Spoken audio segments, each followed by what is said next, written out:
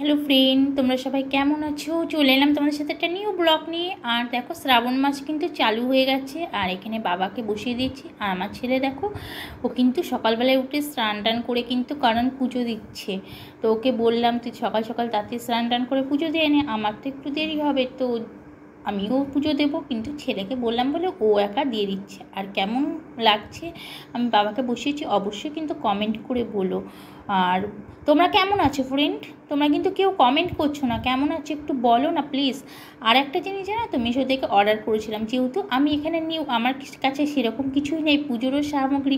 এর জন্য দেখো মিশো থেকে আমি কি অর্ডার করেছিলাম, এটা দিয়ে কিন্তু আমি বাবার মাথায় জল দেবো। আর তোমরা কারা কারা শ্রাবণ মাস মানো বা শ্রাবণ মাসের সোমবার মানো, তোমরা কারা কারা তারকেশ্বর গেছো অবশ্যই কিন্তু কমেন্ট করে জানাবে। কারা কারা যাও, আমার তো এখনও সেই কপাল হয়নি, জানি না কবে যেতে পারবো। তো এখন আমি কোথাও যেতে পারিনি, তো ইচ্ছা আছে যাওয়ার, কবে হবে জানি না। তারপর আমার ছেলে দেখো পার্সেলটা কাটছে, পার্সেল করে মিশোতে অর্ডার করেছিলাম। এই সব কিছু আমাদের এ টু জেড মিশো থেকেই নেওয়া হয়।